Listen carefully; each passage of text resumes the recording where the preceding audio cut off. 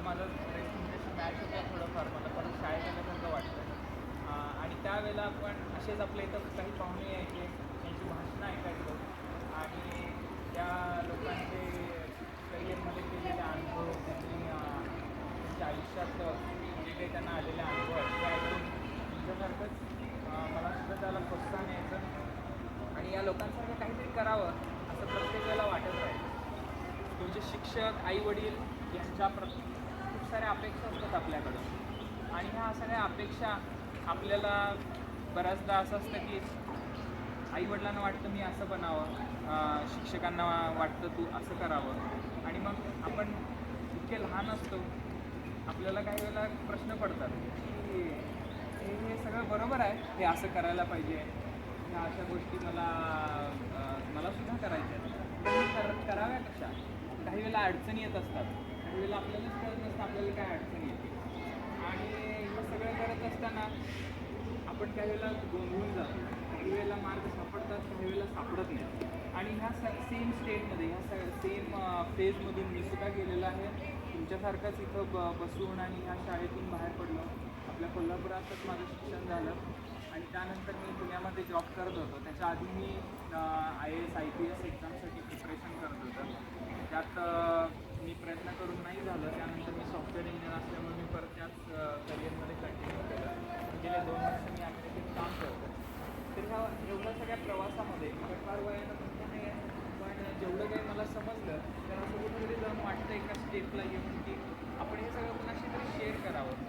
कारण ह्या वयाचं असताना आपल्याला काही गोष्टी समस्या असतात तर आपण ह्या गोष्टी मध्ये आपण आपल्या जे काही आपल्याला अडचणी येत होत्या ह्या सगळ्या गोष्टींमध्ये आपल्याला मदत झाली असते तर काही वेगळ्या मार्गाने आपण गेलो असतो किंवा काही वेळेला आपल्याला वाटतं तर सक्सेस आणि यश ह्याचं डेफिनेशन अशी परफेक्टली प्रत्येकासाठी वेगवेगळी असते. तुम्ही कसं बघता त्याच्यावर तुमचं यश आणि अपयश ठरत असतं. तर मी असं म्हणणार नाही की यश मिळालं असतं, कारण तुम्ही असं ज्याला म्हणता यश हे तुम्ही कसं बघता त्याच्यावर असतं. कारण प्रत्येक अपयश हे तुम्हाला एक तुमचा एक्सपिरियन्स असतो, लर्निंग एक्सपिरियन्स. त्यामुळे त्याला पूर्णपणे तुम्ही असं अपयश म्हणून असं झिडकारू नाही शकत.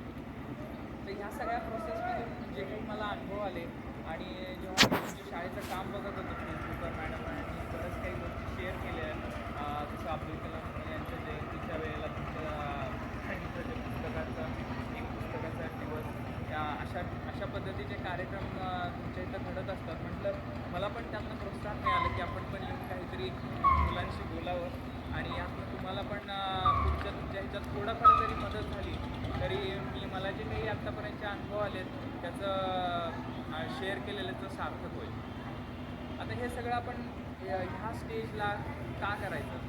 तर आज बघाल तर आपण भारतामध्ये जे काही बदल घडत चाललेले आहेत, लोकांच्या हातामध्ये आता मोबाईल आहेत, फेसबुक, व्हॉट्सअप हे तुमच्या हातापर्यंत पोचलेलं आहे आणि देशाची आता जर तुम्ही बातम्या वाचत असाल आणि तुम्ही ह्या सगळ्या न्यूज फॉलो करत असाल तर बघाल तर आपण एक फास्टेस्ट ग्रोईंग इकॉनॉमी म्हणून काम करतो. आपल्या सगळ्यात GDP म्हणतात ज्याला ग्रॉस डोमेस्टिक प्रोडक्ट, जे आपल्या भारताचं जे काही उत्पन्न होतं त्या सगळ्याचं मिळून जे काही रुपयामध्ये त्याची व्हॅल्युएशन होते, हा ग्रोथ रेट आपला पूर्ण भारतामध्ये तो 7च्या दराने आहे, 7%. आणि हा ग्रोथ रेट हा सगळ्यात चांगला ग्रोथ रेट मानला जातो ज्या पद्धतीने ही इकॉनॉमी पुढे जाईल आणि ज्या पद्धतीनं आपण 10 वर्षानंतर पोहोचू ह्या ग्रोथ रेट जर सस्टेन झाला आहे तसा, तर आपण एक डेव्हलप कंट्रीच्या मार्गानं जात आहोत.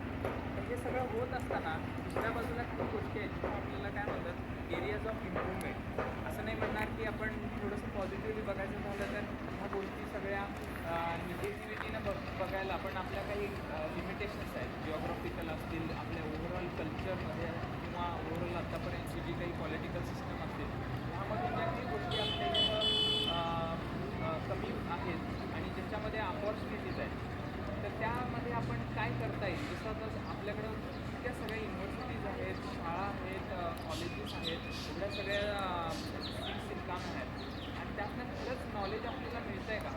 आणि त्यातनं तुमच्यासारखे आणि हे सगळं महत्त्वाचं आहे तुमच्यासारख्या. तुम्ही उद्या तुमच्यातलाच कोणतरी एक पंतप्रधान होईल, नेता होईल, इंजिनियर होईल, डॉक्टर होईल आणि हे सगळे लोक मिळून ह्या देशाला बनवत असतात. आणि म्हणून मला वाटतं जे काही माझे एक्सपिरियन्स तुमच्यावर मला शेअर करायचे होते हे मॅडमना मिळून मी म्हटलं स्पेसिफिकली एक आपण एज ग्रुपमध्ये जी लहान मुलं आहेत जी आत्ताच आपल्या एका एका स्टेजला अशा आलेले आहेत जी आता एक 9वी करून आता मोठ्या ह्याच्यात उडी मारणार आहे. जे कॉलेज असेल आणि त्यानंतर तुम्ही प्रोफेशनल एज्युकेशन घ्यायला जाल, तुमच्या युनिव्हर्सिटीजमध्ये जाल, पण तुमचा जर हा बेस पक्का झाला आणि मग तुम्ही हे नुसतं असं नाही की तुम्ही 50 लोक फक्त ऐकून ते सोडून द्या. तुम्ही लोकांनी हे तुमच्या पसरवायचे तुमच्या मुली, तुमच्या भावा, बहिणी, मित्र या सगळ्यांमध्ये जर पसरलं तर हे आपल्या आपण कुठेतरी एक आपल्या देशाच्या प्रगतीमध्ये कुठेतरी मोठासा हातभार लावल्याचं मला पण समाधान असेल आणि त्यानंतर आपल्यासाठीच आपण ह्या देशाला बघतो. कारण हे सगळं जर आपण नीट केलं आणि सरांनी तुम्हाला आज ते ट्रॅफिक रूल्स आणि हे बघितले माझ्या तिथल्या अनुभवावरनं सांगतो हे सगळं मुलांनी आणि त्यांच्या जनरेशन्समधून बनत गेलेलं आहे. तर आजच्या आपल्या ह्याच्यामध्ये आपण सुरू करायच्या आधी तुम्हाला एक छोटीशी मी एक्सरसाइज सांगणार आहे. आता हे सगळं जे काही माझे अनुभव आहेत हे माझे अनुभव आहेत. मला असं वाटतं की एक असं आपण करावं मला नेमके काय प्रॉब्लेम आहेत हे जर मला समजून घेता आले तर आपल्याला आणखी चांगल्या पद्धतीने ह्या गोष्टींवर काम करता येईल. माझ्याकडे जेवढा काही वेळ आहे तेवढ्यात आपण स्पेसिफिकली तुमचे काही प्रॉब्लेम आहेत, तुम्हाला काय प्रश्न पडतात आणि विशेषतः ते प्रश्न कुठल्या ह्याच्याशी रिलेटेड. फॉर एक्झाम्पल आता तुला असं वाटत असेल की मला आता अभ्यास करताना माझं कॉन्सन्ट्रेशन होत नाही आहे, तुला असं वाटत असेल की मला सगळं समजतं पण माझ्या लक्षात राहत नाही असं मला वाटतं. काही काही जणांना वाटतं मला मॅथ्स हा सब्जेक्ट अजिबात आवडत नाही, कोणाला वाटतं हे असे सगळे खूप सारे प्रश्न पडत असतात आणि ते सोडूनसुद्धा तुम्हाला काही जर आणि दुसरे प्रश्न असतील आणि मला माहीत नाही यार म्हणूनच मला असं वाटतं की तुम्ही लोकांनी हे सगळे प्रश्न तुमच्या माझ्याकडे छोटे छोटे कागद त्याच्यावर तुमचे प्रश्न तुम्ही मला दिले, नाव टाकायची अजिबात गरज नाही. फक्त तुमच्याकडचे जे तुमच्या हे करा डिस्ट्रीब्यूट करा आणि मला ज्यांनी ज्यांनी लिहिलं आहे कंपल्सरी नाही आहे प्रत्येकानं लिहावं पण मी तुम्हाला एक्सपेक्ट करतो तर ते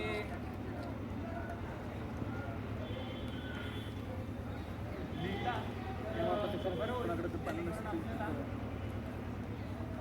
त्याच्याशी स्पेसिफिकली होऊन जाईल. असं नाही की आजच तुम्ही तुमचे प्रॉब्लेम द्यायला पाहिजे आणि त्याच्यावर सोल्युशन मिळेल. आपण त्याच्यावर डिस्कस करणार आहोत आणि ह्या सगळ्या गोष्टी आपल्याला जमतील त्या पद्धतीने पण ॲड्रेस करायचा प्रयत्न करू.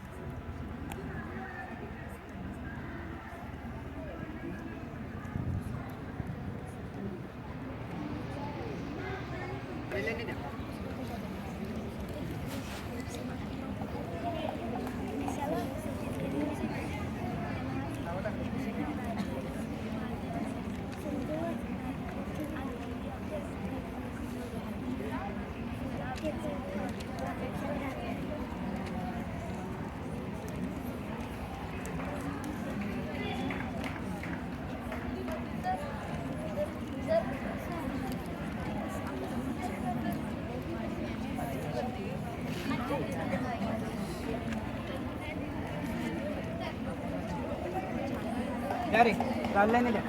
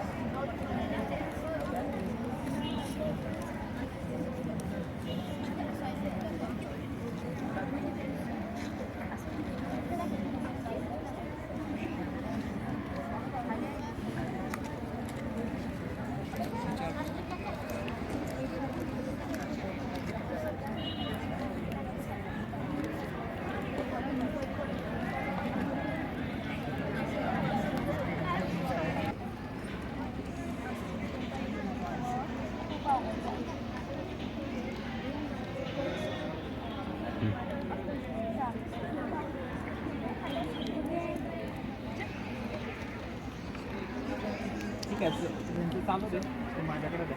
तुम्ही हे लोक मी हे वाचेपर्यंत हे वाटेल ते कमी पडलं तर सांगा मला. होय ना तर बघा किती कमी पडले तर मी झेरॉक्स हे तुम्हाला आता मी एक देतोय. ह्याच्या पुढं एक थोड्या वेळानंतर आपल्याला आणि एक एक्सरसाइज करायची आहे. हे तुमच्याकडेच ठेवायचं आहे त्यामुळं प्रत्येकाला एक एक मिळेल. कोणाला मिळत नाही ते सर तुम्हाला ॲडजस्ट करून देतील. तर त्याच्यामध्ये 3 सेक्शन आहेत. तुम्हाला हातात आल्यानंतर कळून येईल.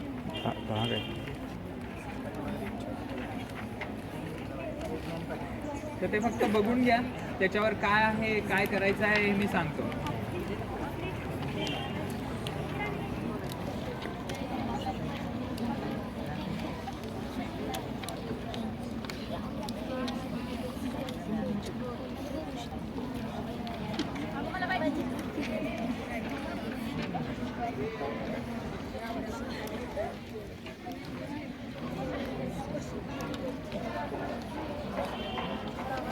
थांबा.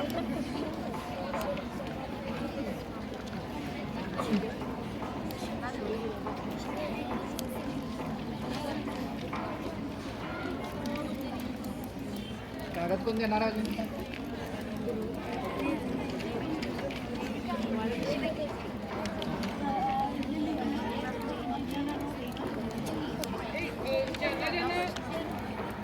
एक मिनिट सर्वांनी लक्ष द्या. ज्यांना ज्यांना हा कागद मिळाला त्याने जर हात वर करा. मिळालेला नाही अशाने मिळालेला नाही हात वर सरळ करा.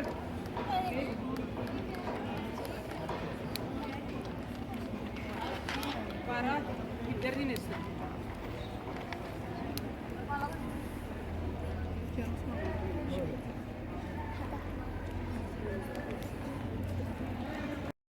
PIONS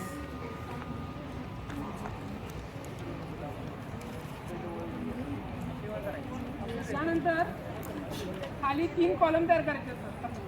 एक्सपिरियन्सेस, पहिला कॉलम एक्सपिरियन्सेस, दुसरा कॉलम आहे ग्रोथ आणि तिसरा कॉलम आहे कॉन्ट्रीब्युशन. असे कॉलम तयार करा.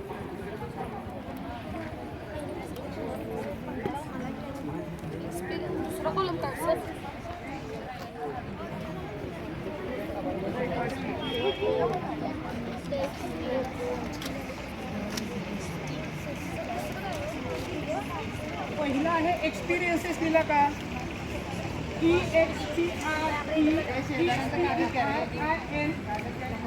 शेजारी तू का सगळ्यांना एकतर ते पेपर मी दिलेला किंवा सरांनी जसं सांगितलंय तसं सगळ्यांचं रेडी आहे का? ओके ठीक आहे. तर तुमच्या सगळ्यांचे प्रश्न मी वाचलेले आहेत. तर आपण आता त्याच्या तुमच्या प्रश्नांवर तुम्हाला अपेक्षित असलेली उत्तरं किंवा ह्यातनं मार्ग कसा काढायचा हे सुरू करायच्या आधी मी तुम्हाला छोटीशी गोष्ट सांगतो. एक आपल्या पुराणात किंवा कुठंतरी ऋग्वेदात आणि कुठल्या तरी वेदामध्ये असलेली ही गोष्ट आहे उपनिषदेमध्ये. तर एक कवी असतो आणि तो रात्रीच्या वेळी एका बोटीमध्ये बसून कविता लिहित असतो. आणि आता रात्रीचा वेळ आहे त्याला दिसणार कसं तर त्याने एक दिवा लावलेला असतो. त्याला शांत चित्तानं एकाग्र होऊन शांत असलेल्या ठिकाणी बसून हे सगळं लिहायचं असतं. म्हणून तो बोट घेऊन नदीच्या मध्ये ती बोट अशी स्थिर असते आणि तिथं तो लिहित असतो. आणि त्या दिवशी पौर्णिमेचा दिवस असतो, फुलचंद्र असतो, फुलमून, आणि तो त्याचं लिहिणं चाललेलं असतं. तेवढ्या वेळात काय होतं, एक वाऱ्याची झुळूक येते आणि तो दिवा विझून जातो. तो दिवा विझून झाल्यावर त्याला वाईट वाटतं, आपण काम कसं करणार. पण तेवढ्यात त्याच्या लक्षात येतं की तो जे काही लिहित आहे त्याच्यावर वरती चंद्राचा एवढा प्रकाश आहे त्याच्यामध्ये की तो त्याच्यात लिहू शकतो. आणि त्यानंतर त्याला असं जाणवतं पुढचं की हा चंद्राचा प्रकाश हा आपल्या दिव्याच्या प्रकाशापेक्षा पण जास्त चांगला आहे, मला जास्त चांगलं दिसतंय. या गोष्टीतून आपल्याला काय कळतं, तर काही वेळेला आपल्याला असं वाटत असतं की आपल्यासमोर जसं आता सूर्याकडे बघताना एखाद्या वेळेला आपल्या डोळ्यात एखादा धुळीचा कण गेला की आपण डोळे झाकतो आणि आपल्याला पूर्ण सूर्याचा प्रकाश पण काळा दिसतो. तसं एक छोटीशी गोष्ट असते जी आपल्याला पुढच्या काहीतरी मोठी गोष्ट दिसण्यासाठी मध्ये येत असते किंवा तीच तुमची अडचण असते. आणि ती जेव्हा जोपर्यंत तुम्ही विझवत नाही किंवा ती बाजूला करत नाही तेव्हा तुम्हाला मोठं पिक्चर दिसत नाही. आता तुमचे मी जे काही प्रश्न बघितले त्यासाठीच मला तुमच्या किंवा तुमच्या अडचणी जाणून घ्यायच्या होत्या. तर ह्या सगळ्या गोष्टींमध्ये कसं आहे, आता मी जे तुम्हाला पेपर वाटलेले आहेत आणि ज्या टॉपिकवर आपण बोलणार आहोत, ज्या विषयावर बोलणार आहोत, ह्या सगळ्यात जायच्या आधी आपल्याला एक छोटीशी गोष्ट एक शोधून काढायची आहे, की म्हणजे आपले समज काय आहे. जसं मगाशी म्हटलं की एक दिव्याचा प्रकाश होता, हाच आपल्यासाठी पूर्ण प्रकाश आहे आणि ह्यातच आपण सगळं लिहायचं आहे असं ज्या कवीच्या मनात होतं. पण त्यावेळेला त्याला तो एवढा सुंदर आणि चंद्राचा प्रकाश जो येत होता तो दिसत नव्हता.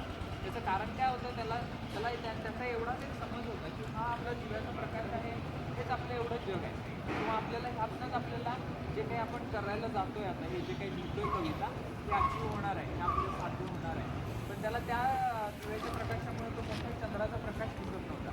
आणि बऱ्याचदा तुम्हीच नाही तर माझं सुद्धा आणि बऱ्याच लोकांचं असंच होत असतं. माझ्या ज्या एक्सपिरियन्समधनं मी सांगतोय, काही वेळेला आपल्याला असं वाटतं की हा आपला प्रॉब्लेम आहे, ही आपली अडचण आहे, पण ती अडचण दुसरीच काहीतरी आहे. जसं आता इथं हा एक घंटा मी एक केलेला आहे ज्याच्यामध्ये सिमिलर टाईपचे क्वेश्चन्स आहेत तुमचे आणि प्रॉब्लेम्स आहेत. त्याच्यात एकच त्याचं काय म्हणतात सार एक निघाल की मला पाठांतर होत नाही, हा एक वन ऑफ द त्याच्यातलं हे आहे. पण मी असं म्हणेन पाठांतर करायचं कशाला, बरोबर आहे. तर तुम्ही मला पाठांतर केलं तर लिहिणार काय मी ह्याच्यामध्ये. आता तुम्हाला सगळ्यांना लिहायला येतं का, कोणाकोणाला लिहायला येतं. मला वाटतं एवढ्या सगळं लिहिलं म्हणजे सगळ्यांना लिहायला येतं, बरोबर. सगळ्यांनाच लिहायला येतं. वाचायला कोणाकोणाला येतं, सगळ्यांना वाचायला येतं. आणि बोलायला सगळ्यांनाच येतं असं ऑब्वियसली. आता आपण लिहू शकतो, वाचू शकतो, बोलू शकतो. आपण जे काही ह्याच्यात लिहितो ते सगळे शब्द आणि तुम्ही नेहमीच्या डे टू डे ॲक्टिव्हिटीजमध्ये वापरता हे वेगळे आहेत का. जे तुम्ही जे पेपरमध्ये लिहिता जे शब्द, बाकी विसरून जा काय लिहिता हे विसरून जा. शब्द जे लिहिता ते वेगळे आहेत का शब्द त्या पेपरमध्ये लिहिणारे, सेमच आहेत ना. आपण जे बोलतो वाचतो हे सगळे शब्द आहेत. आता फक्त प्रॉब्लेम एवढाच आहे की जे काही प्रश्न विचारला आहे त्याच्याशी रिलेटेड काही लिहून चालत नाही पेपरमध्ये, बरोबर आहे. त्याच्याशिवाय मार्क मिळणार नाही आणि म्हणून त्याच्यासाठी आपण पास करतो, बरोबर आहे. पण जर असं झालं की तुम्ही जे काही आता विचार करता आणि तो तुमचा आता कुठला स्पेसिफिकली एखादा सब्जेक्ट असेल, विशेषतः इंग्रजी शब्द हा शब्द मला जास्त वेळ दिसला. आपण काही ठिकाणी भूगोल, इतिहास आणि असे विज्ञान हे पण सब्जेक्ट दिसत होते. ह्यातलं तुम्हाला त्या पेपरमध्ये उतरवण्यासाठी एक पाठ करायला लागतं. ही जी मनातली तुमची जी समज आहे ती आपण जर काढून टाकली आणि ती कायमची काढून टाकली तर काय होईल, तुम्हाला काय वाटतं. कोणाला कोणीही उत्तर एक द्यावं मला की तुम्हाला काय वाटतं. जर असं मी म्हटलं की आणि सरांनी सांगितलं की पाठ काही करू नका, जे काही आता पुस्तकातलं वाचतं ते पाठ नका करू, तर काय वाटतं काय होईल. जे तुम्ही प्रश्न वाचला असं थोड्या वेळासाठी इमॅजिन करा प्रत्येकाला की तुम्ही प्रश्न वाचला पेपरमध्ये आणि तुम्हाला उत्तर लिहायचं पण तुम्ही काही पाठ नाही केलेलं. कारण ह्या सगळ्याच्या आधी तुम्हाला ते शाळेत कुठेतरी शिकवलेलं आहे, बरोबर आहे. कुठल्या तरी तासाला तो तुम्ही तास अटेंड केला होता, मी तो तिथं उपस्थित होता, शिकवलेला आहे, तुम्ही त्याचा होमवर्क केला होता काय असेल ते, पण पाठ नाही केलेलं. तर काय तुम्हाला काय वाटतं. प्रत्येकाने इमॅजिन करा, ज्याला इमॅजिन होईल आणि ज्याला व्हिज्युअलाइज होईल त्याने मला सांगावं काय वाटतं काय होईल.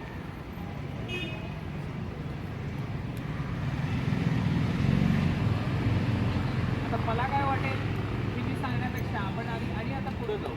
आणि दुसरा ह्याच्यात होता की मला कंटाळा येतो, ठीक आहे. तर तुम्ही ह्याच्यावर विचार करत राहा तुमच्या पाठांतराबद्दल. दुसरा मला कंटाळा येतो. आता काही लोकांना स्पेसिफिक विषयाचा कंटाळा येतो, काही लोकांना एकंदरीत अभ्यासाचाच कंटाळा येतो. पण ज्यांना कुणाला असं वाटतं त्यांनी असं विचार करा, तुम्हाला नेमका अभ्यासाचाच कंटाळा येतो का, की तुम्हाला कुणीतरी सांगितलं आहे म्हणून मला करायचं नाही आहे, किंवा मला ह्याच्यापेक्षा दुसरं काहीतरी आवडत आहे नाही, मला सगळे विषय आवडावे. ठीक आहे. हा सगळ्या इंटरेस्टिंग वाटतो मला प्रश्न. आणि काही ठिकाणी भीतीचा प्रश्न होता. आणि एक प्रश्न असा की मला डॉक्टर होऊन सेवा करायची आणि देशाला निरोगी बनवायचे. तर ह्याच्यावर आपण स्पेसिफिकली बोलू जेव्हा आपण त्या एक्सरसाइजवर काम करणार आहोत. तर आता ह्या पहिले जे मी तुम्हाला 3 तुमचे जे पॅटर्न बघितला की मला पाठांतर, मला कंटाळा येतो आणि त्यानंतर आपल्याला काहीतरी व्हायचं आहे. तर ह्या सगळ्या गोष्टी आणि मगाशी आपण जी गोष्ट बघितली त्या कवीची, ह्यातनं तुम्हाला असं वाटत नाही का आपले काही समज आहेत त्या गोष्टींबद्दलचे, की पाठ केलं तरच आपल्याला चांगलं लिहिता येईल आणि ते लिहिलं तर आपल्याला मार्क पडणार. ऑब्वियसली ते लिहिलं तरच तुम्हाला मार्क मिळणार आहे. पण पाठ करायलाच पाहिजे. मला असं म्हणायचं की जर आपण हे काढून टाकलं, नेक्स्ट टाइम जेव्हा आपण बोलू तेव्हा तुमच्यापैकी कोणच असं लिहिणार नाही की मला पाठांतर होत नाही. तर कसं वाटेल तुम्हाला? आवडेल का हे सगळ्यांना? कुणाकुणाला आवडेल? पाठांतर करायचंच नाही असं वाटत असेल तर कुणाकुणाला आवडेल? म्हणजे पाठांतर करायचं तुमचं एक कामच काढून टाकलं तर कुणाकुणाला आवडेल? तर एवढ्या लोकांना आवडेल? मला वाटतं तर सगळ्यांना आवडेल, कारण किंवा मग तुम्ही लोक पाठांतर नाही करत का? बरं, ज्यांना आता हे आवडणं म्हणजे ज्यांनी हात वर नाही केलेलं आहे त्यांना काय वाटतं की पाठांतर करायलाच पाहिजे का?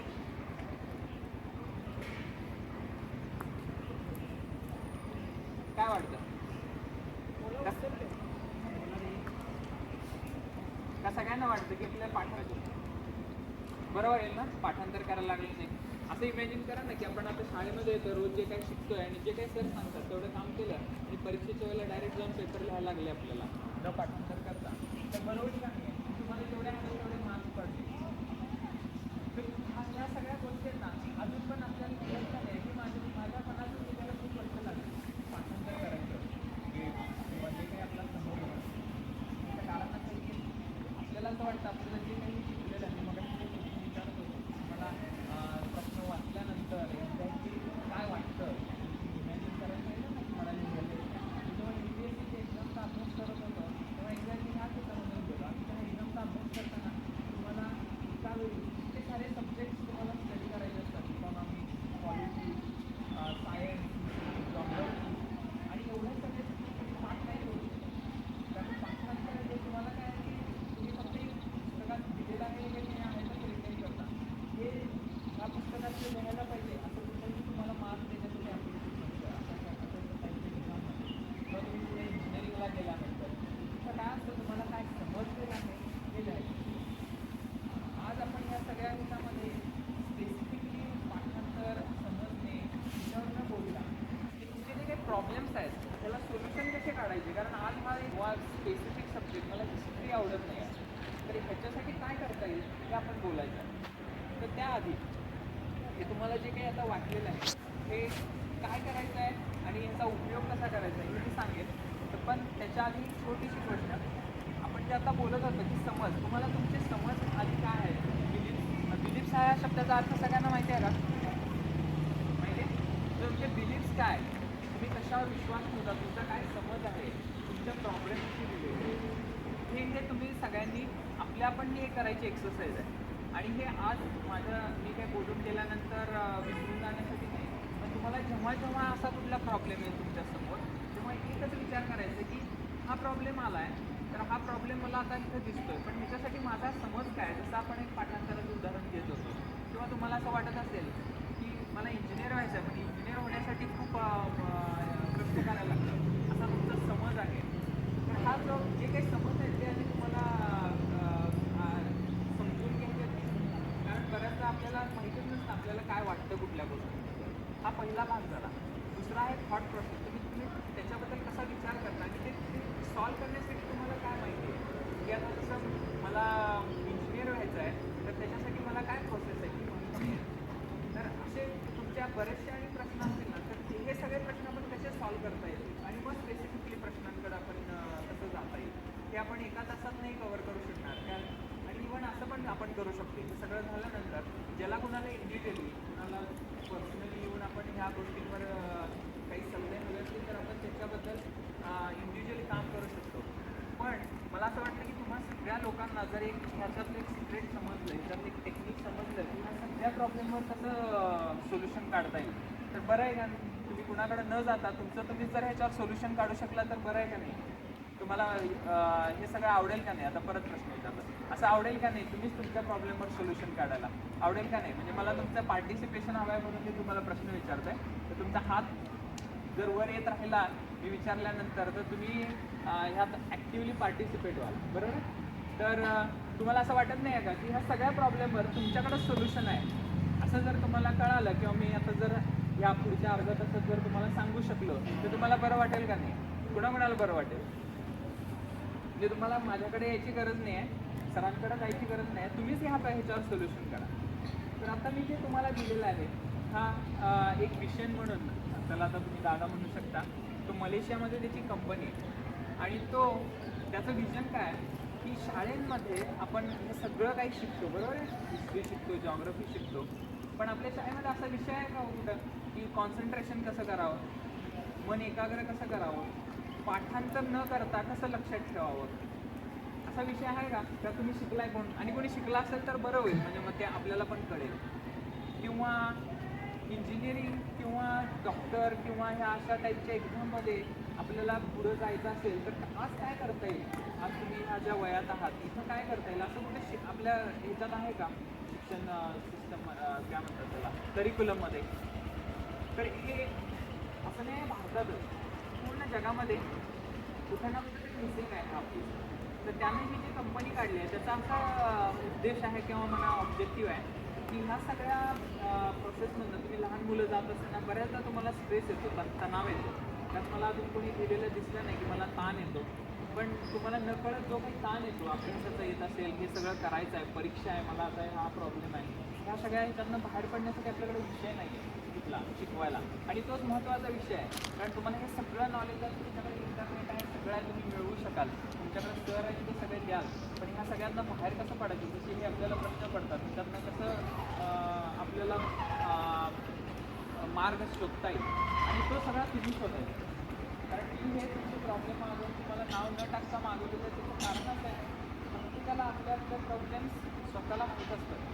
तर ते काय प्रॉब्लेम आहेत हे जोपर्यंत समजत नाही आणि ते कसं सॉल्व करायचं आपल्या आपल्या पद्धतीने ते कळत नाही ना, तोपर्यंत तुम्ही लोक मला वाटत नाही ह्यातनं मार्क काढू शकाल. दुसरी लोक माझ्यासाठी किंवा बाकीचे सर मला गाईड करतील, पण ते त्यांच्या पर्स्पेक्टिव्ह त्यांच्या दृष्टिकोनातून मदत करतील. सगळ्यात महत्त्वाचं आहे तुम्ही आणि तुम्ही. आणि ह्यासाठी प्रत्येक, आणि मागच्या मी एका तुमच्या वर्गात बोलताना म्हटलं होतं, प्रत्येकाकडे काहीतरी स्किल आहे, प्रत्येकाच्याकडे काहीतरी एक गुण आहे जो देवानं त्याला जीव पाठवलेला आहे आणि त्या कामासाठी तो प्रत्येकजण इथं आलेला आहे. त्यामुळं कोणीही असं नाही आहे की मी आता हुशार नाही आहे वर्गात म्हणून मी कमी आहे, असं अजिबात नाही आहे. त्यामुळे तुमच्यातला प्रत्येक माणूस काही ना काहीतरी करणार आहे, प्रत्येक मुलगा मुलगी काही ना काहीतरी करणार आहे, एवढं एक लक्षात ठेवा. तर आपण ह्याच्यात काय करणार आहोत ना, त्याच्यात 3 सेक्शन्स आहेत. एक एक्सपिरियन्स आहे, मधला आहे ग्रोथ आहे आणि तिसरा आहे कॉन्ट्रीब्युशन आहे. एक्सपिरियन्सचा अर्थ सगळ्यांना कळतो का? अनुभव आहे, बरोबर आहे. ग्रोथ म्हणजे काय? आपली ग्रोथचा अर्थ काय? वाढ. आणि कॉन्ट्रीब्युशन तुम्ही काय देता. आता प्रत्येक सेक्शन मी थोडक्यात तुम्हाला समजावून सांगतो आणि मी काय करायचं ते सांगतो. तर कसं आहे की आता आपण जे म्हटलं की आपल्याला हे सगळे प्रॉब्लेम येतात, आपल्याला माहीतच नसतं, तर ह्यासाठी एक 3 क्वेश्चन्स म्हणून त्या विषयांना एक टेक्निक बनवले. तर ह्या 3मध्ये तुम्हाला या प्रत्येक एरियामध्ये तुम्हाला काय हवं आहे, तुम्हाला मित्राला नव्हे, तुमच्या आईला काय वाटतं, तुमच्या बाबांना काय वाटतं, तुमच्या सरांना काय वाटतं नव्हे, तुम्हाला काय वाटतं ते प्रत्येक सेक्शनमध्ये लिहायचं आहे. आता ते काय लिहायचं आहे? आता तुमचा एक्सपिरियन्स आहे, बरोबर आहे. एक्सपिरियन्सेस म्हणजे काय? तुम्हाला असं वाटतं की मला छान कपडे घालावे वाटतात, कुणाकुणाला चांगल्या अशा BMW किंवा त्याच्यापेक्षा हायर गाडीनं फिरावं असं कुणाकुणाला वाटतं, किंवा कुणाला असं पूर्ण जग फिरून यावं वाटतं, किंवा मला खूप सारे मित्र असावेत, मला खूप साऱ्या मैत्रिणी असाव्यात. अरे हसता काय? मैत्रिणींना मैत्रिणी असेल तर तुम्हाला मित्र असावेत वाटलं, कुणाकुणाला वाटतं? प्रश्न अर्धवटच राहिला. मला खूप सारे मित्र असावेत, मुलींनाच फक्त वाटतं मित्र असावेत, मुलांना वाटत नाही मित्र मैत्रिणी असावेत. काय कोण सर काय म्हणतात नाही, मैत्रिणी असणं काय वाईट नाही आहे. तर हे सगळे एक्सपिरियन्सेस झाले की कुणाला वाटत असेल मला कुठलं तरी चायनीज फूड खावं किंवा थाई फूड खावं, किंवा मला कुठल्या तरी अमेरिकेसारख्या देशात जाऊन तिथं त्या कुठेतरी तुम्ही बघितलं असेल, फॉर एक्झाम्पल आयफेल टॉवर, मला आयफेल टॉवर बघायचं, मला इजिप्तचं पिरॅमिड बघायचं. तर हे जे एक्सपिरियन्सचं सेक्शन आहे ना, त्याच्यामध्ये त्याला मी थोडंसं डिवाईड करण्यापेक्षा तुम्हाला मी सरळ सांगेन, तुम्हाला जे काही वाटतं ह्या सगळ्या जे जे तुम्ही पैशानं विकत घेऊ शकाल किंवा आणि असं विचार करायचा नाही की आज माझ्याकडे रुपया पण नाही आणि मी काय जग फिरायचा विचार करतो. फॉरगेट अबाउट सगळं विसरून जा. तुम्हाला असं कोणीतरी म्हटलंय की आता तुम्हाला जे काय वाटतंय ते तुम्ही करायचं आहे. जग फिरायचं आहे, मला त्या गाडीतनं फिरायचं आहे, मला खायचं आहे, जे काही वाटतं ना ते लिहा. हे तुम्हाला कोणालाही दाखवायचं नाही आहे. त्यामुळे जे मनात वाटते ते लिहायचं आहे. ओके, मी तुम्हाला किती 30 सेकंड देतो. 30 सेकंडमध्ये तुम्हाला जे वाटतं शॉर्टमध्ये लिहा. तुम्हाला जसं कळेल त्या अक्षरात लिहा. मी वाचणार नाही आहे, कुणाला द्यायचं नाही आहे, तुमच्यासाठी आहे. पण मी सांगतो प्रामाणिकपणे एक्सरसाइज करा, कारण हे आपलं संपल्यानंतर तुम्हाला काय वाटतं हे तुम्हाला बदल जाणवेल. त्यामुळे तुम्हाला जे काही वाटतं ना, जे काही वाटतं मी अजून सांगतो, जे काही वाटतं ते एक्सपिरियन्स. तुम्हाला आता कॅटरीना कैफला भेटायचं आहे वाटत नाही आहे का? ते तुम्हाला वाटतं ते शाहरुख खानला भेटावं आणि कुठला नवीन हिरो आहे मला माहीत नाही याचा.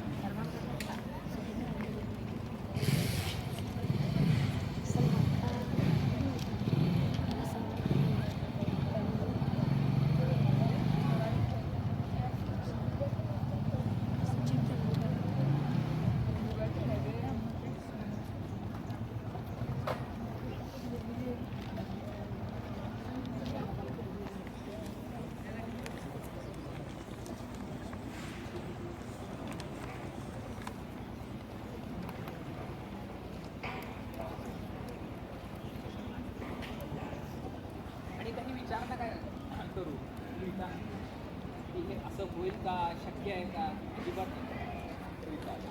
मग दुसरा आहे ग्रोथ. ग्रोथ म्हणजे काय?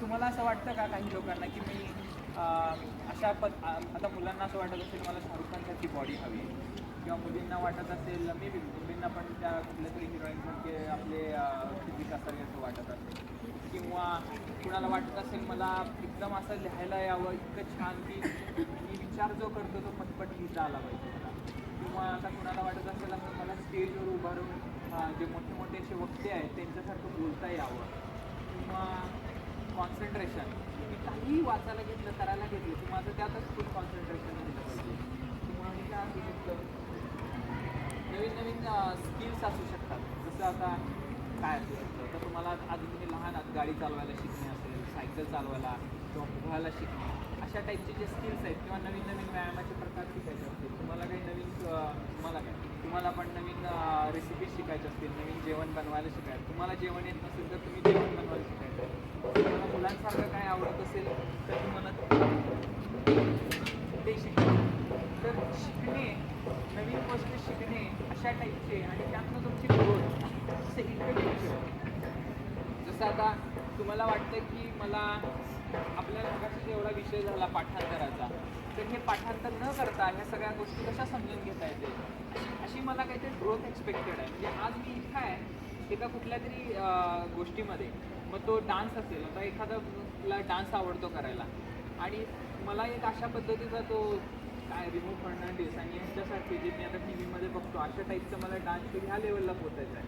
ते तुमच्या ज्या स्टेज असतील अशी तुम्हाला ग्रोथ काय एक्सपेक्टेड आहे. आणि मुलांना त्यांच्या आवडीप्रमाणे तुम्हाला काय वाटतं की कुठल्या एरियामध्ये तुम्हाला ग्रोथ एक्सपेक्टेड आहे, तर ह्या दुसऱ्या सेक्शनमध्ये ते तुम्हाला लिहायचं आहे. त्यावेळेला पण असा विचार नाही करायचा. आता फॉर एक्झाम्पल एखादा आता क्रिकेट खेळतो आहे आणि तो म्हणेल नाही मला क्रिकेट खेळायला आवडतं पण मी आता कसं आहे माझ्याकडे आता ट्रेनिंग नाही आहे, मला आता मी कुठं मुंबईसारख्या ठिकाणी नाही आहे, किंवा आता डान्सचं असेल तर मी माझ्याकडे कोण टीचर नाही आहे. आपल्याला त्याच्यातली त्यांना काही विचार करायचा नाही की आपल्याला आता ते कसं घडणार आहे. मला असं वाटत असेल ना मला असं ते शाहरुख खानसारखी बॉडी पाहिजे किंवा कोणतं हिरो असेल त्याच्यासारखी, ते कसं होईल ह्याचा विचार न करता ह्या तुम्हाला जे वाटतं तुमच्याकडे आज जे इथंपर्यंत आहात आणि तुम्हाला इथे पोचायचं आहे असे जे काही स्किल्स वाटतात, नवीन काही शिकायचं असेल ते लिहा. म्हणजे आता तुमच्यातला कोणी लिहिला की मला आता सायकल शिकायची जर मला येत नसेल, अशा पद्धतीचे जे काही तुम्हाला वाटतं तसं मनाशी आपण न विचार करता लिहिलं तुमच्यासाठी तुमच्या पुरतं ते लिहायचं. आणि मी त्याच्यासाठी 60 सेकंड्स देतो. ओके, तुम्ही लिहायला चालू करा. दुसरं म्हणजे तुम्ही तुमच्या फॅमिली लाईफमध्ये मी एक चांगला मुलगा बनेल, चांगली मुलगी बनेल, माझ्या आईवडिलांची सेवा करेल, माझ्या भावाबहिणीची काळजी घेईल, ह्या सगळ्या एरियामध्ये तुम्ही काय तुम्हाला वाटतं. आणि नंतर आपल्या देशासाठी, आपल्या समाजासाठी किंवा इन जनरल वर्ल्डसाठी काही जणांना वाटेल मला जाऊन केनियामध्ये किंवा आफ्रिकेसारख्या देशांमध्ये जाऊन त्या लोकांसाठी काम करायचं आहे, किंवा प्रकाश आमटे आणि बाबा आमटेंसारखं ते आदिवासी लोकांबरोबर काम करतात अशा ठिकाणी मला जाऊन काम करायचं आहे. अशा पद्धतीचं तुम्हाला जे काही वाटतं, जे तुम्ही बॅक टू सोसायटी, तुमच्या फॅमिलीला, तुमच्या आईवडिलांना हे सगळे परतफेड किंवा त्या नाही म्हणता येईल तुम्हाला, या सगळ्यांना तुम्हाला आजपर्यंत तुम्हाला जे काही मिळालेलं आहे याची परत एक सेवा करण्याची तुम्हाला अपॉर्च्युनिटी वाटते, ते सगळं त्या लास्ट सेक्शनमध्ये लागेल. आणि मी तुम्हाला एनकरेज करेन सगळ्यांनी त्याच्यावर विचार करून घ्यावं. तुमच्या करिअर पहिला भाग राहील, तुम्हाला काय व्हायचं आहे, मला टीचर व्हायचं आहे, डॉक्टर व्हायचं आहे, इंजिनियर व्हायचं आहे, आणि नंतर मग तुमच्या फॅमिलीसाठी आणि सोसायटीसाठी तुम्हाला जे काही वाटतं आहे ते आपण 60 सेकंड्समध्ये लिहू. ओके.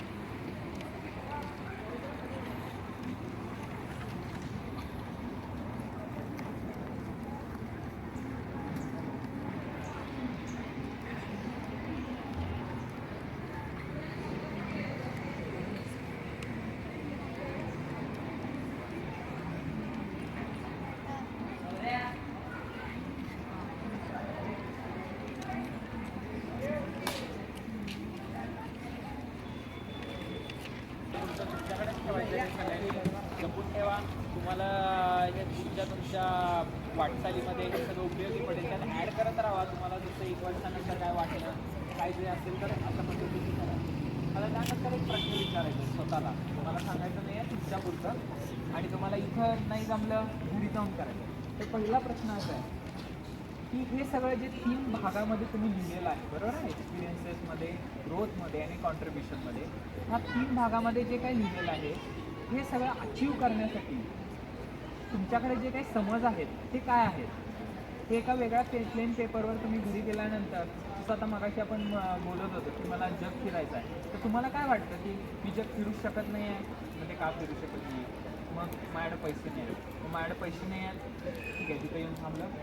पण जसं आता दुसरा कुठला तरी असेल, तर प्रत्येक ह्याचा जो समज आहे ना, तो तुमचा समज काय आहे, प्रत्येक तुमच्या एक पॉईंट लिहिले असेल ना 1 2 3 4 काय असेल ते, याचे तुमचे समज काय आहे, की हे असं का होऊ शकत नाही, किंवा होऊ शकत असेल तरीसुद्धा जे होऊ शकत नाही आहे त्याच्यामध्ये काय, तर त्याच्यात दुसरा इम्पॉर्टंट प्रश्न आहे, हे अचीव करण्यासाठी माझ्याकडे प्लॅन काय आहे. आज तुम्हाला वाटतंय, बरोबर आहे, तुम्हाला वाटतंय म्हणजे तुम्हाला हवं आहे हे सगळं, बरोबर आहे. जर मला हवं आहे तर हे करायला आपल्याला प्रयत्न करायला पाहिजेत का नको आहे. कारण आता ह्याच्या आधी आपण मे बी वाटत होतं, पण आपल्याला कधी आपण लिहिलं नसेल मे बी ते, किंवा असं कुणाला सांगितलं नसेल, पण आता हे लिहिलं किंवा आपल्याला आता कळालं, तर आता हे अचीव कसं करायचं.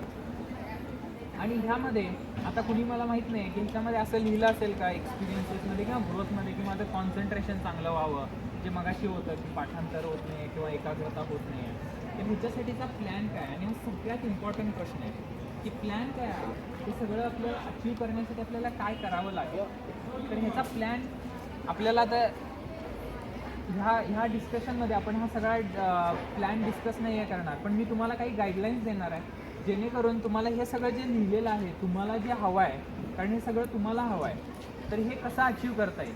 प्रत्येकासाठी हा प्लॅन वेगळा असेल, प्रत्येकाने आपला आपला प्लॅन बनवायचा आहे. त्याच्यासाठी तुम्ही वेगळ्या पेपरवर घेऊन आणि तुम्ही स्वतः घरी बसूनही करू शकता.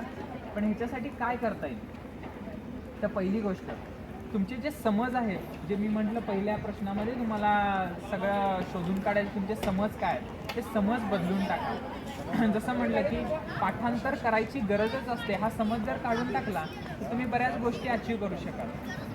आणि दुसरा आहे की प्लॅन, की हा प्लॅन काय आहे आणि त्याच्यासाठी तुम्हाला काय काय करता येईल.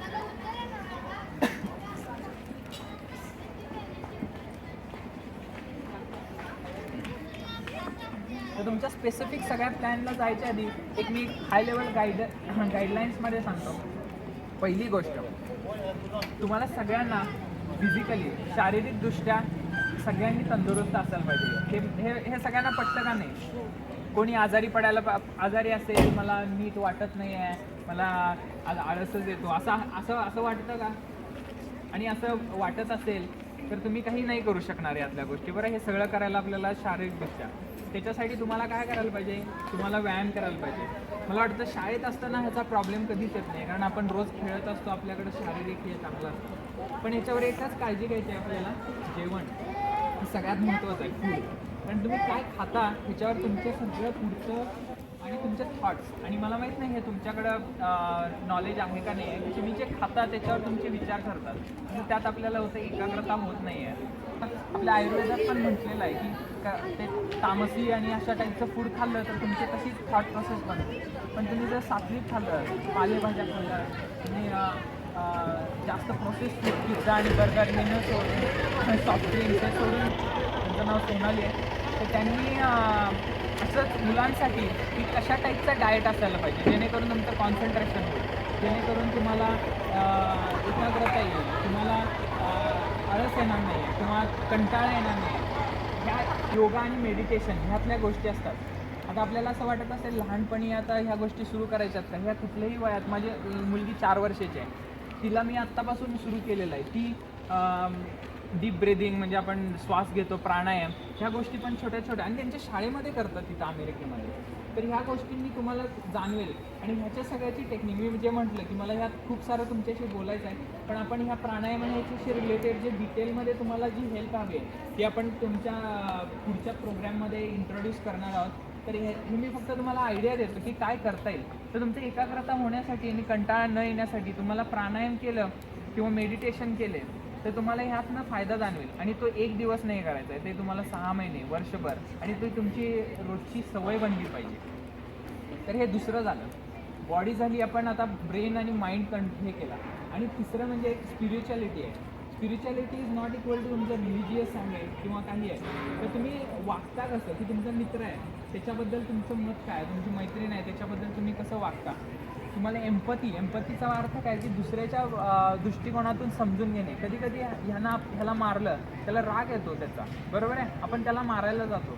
पण काही वेळेला असं असतं की त्याची मनस्थिती काय आहे त्यावेळी, किंवा कुणीतरी आपल्याला बोललं तर आपण दुसऱ्याला बोललो तर आपल्याकडे एक असं असलं पाहिजे जो बोलतो, ठीक आहे त्यानं रागाच्या भरात बोललेला आहे तो, पण असं नाही आहे का की त्यानं पण नंतर त्याला सॉरी म्हटलं आणि तुम्ही पण जर त्याला त्याचं परिस्थिती समजून घेतली की त्याला काहीतरी प्रॉब्लेम असेल आणि तुम्ही जर असा विचार केला ना की ही विषय का शिकतो, हिस्ट्री का शिकतो, मला कोणतरी एक उत्तर सांगेल का आपण हिस्ट्री का शिकायची? कोणी एक सांगा पण हिस्ट्री का शिकतो आपण? पण जाणून कशाला घ्यायचं, काय काय करायचं?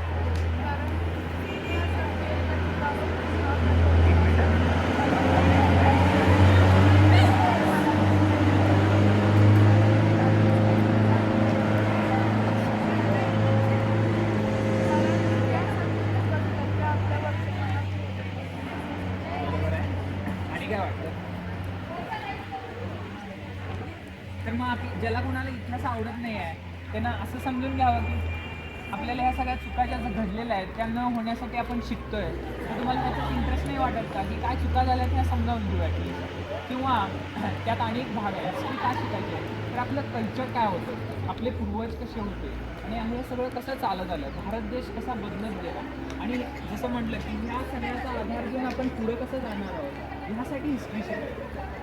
जॉग्रफी काय शिकायची आहे तर तुम्हाला हे सगळं जर माहीत असेल की ही जॉग्रफिकल कंडिशन्स कशा आहेत, कुठं पिकं कशी बनतात, क्लायमेट कसं आहे, हे सगळं प्लॅन करून तुम्ही जेव्हा एखादा इंजिनियर व्हाल किंवा कुठेतरी एक IAS ऑफिसर व्हाल तर तुम्हाला माहीत असणार आहे की ह्या एरियामध्ये कशी जॉग्रफी आहे. तर ह्या सगळ्याचा वापर कुठं ना कुठं तरी होत असतो.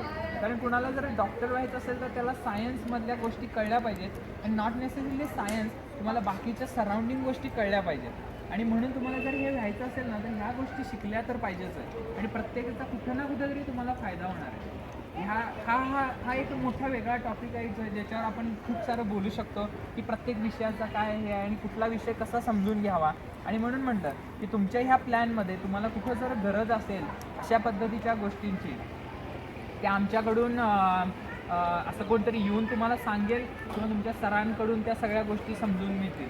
पण एवढंच एक करायचं आहे तुमच्यासाठी, आता एक पुढचं टास्क म्हणून समजा किंवा एक्सरसाइज म्हणून समजा, याला सोडू नका, याच्यावर काम करत राहा. आणि मला तुम्ही 10-15 वर्षानंतर माझी अशी अपेक्षा आहे की तुमचे जे काही तिथे लिहिलेले एक्सपिरियन्सेस आहेत ग्रोथचे आणि कॉन्ट्रीब्युशन आहे ना ते तुम्ही सगळ्यांनी अचीव केलेलं असायला पाहिजे. तुम्ही आता 8वीत आहात बरं, 10-15 वर्षानंतर तुम्ही ह्या सगळ्या स्टेजला पोचाल, हे सगळं अचीव करायचं. तर ह्या पिरियडमध्ये हे जर तुम्ही फॉलो करत राहाल तर माझा एवढा विश्वास आहे, कारण मी स्वतः हे फॉलो केल्यामुळे तुमच्यापर्यंत आणलेलं आहे, मी असं नाही कुणाचं ऐकून आणलेलं आहे. तर तुम्ही नक्की हे सगळं अचीव करा. फक्त एक काम करा, सातत्य दाखवा, परसिव्हरन्स दाखवा तुमचा आणि हे करत राहा. यात काही प्रॉब्लेम आला कधीही तुम्ही तुमच्या सरांना अप्रोच करा. त्यानंतर माझे कॉन्टॅक्ट डिटेल्स मी देतो, माझा ईमेल ID देतो. तुम्हाला जर माझ्याशी काही बोलायचं असेल, काही हवी असेल मदत, तर ती कधीही करता येईल. आणि त्यानंतर मी जसं म्हटलं की एक स्ट्रक्चर्ड वेमध्ये तुम्हाला ही कशी मदत करता येईल, ते तुमच्यासाठी कसे प्रोग्राम आणता येतील तुमच्यापर्यंत, त्याच्यावर आपण काम करणार आहोत. पण कुणालाही काही बोलायचं असेल माझ्याशी, सरांकडे कॉन्टॅक्ट नंबर आणि हे सगळं देऊन तुम्ही आणि दुसरी गोष्ट आणि तुमच्यावर एक रिस्पॉन्सिबिलिटी, आज तुम्हाला हे सगळं ऐकायला मिळालं आहे, तुम्ही तुमच्या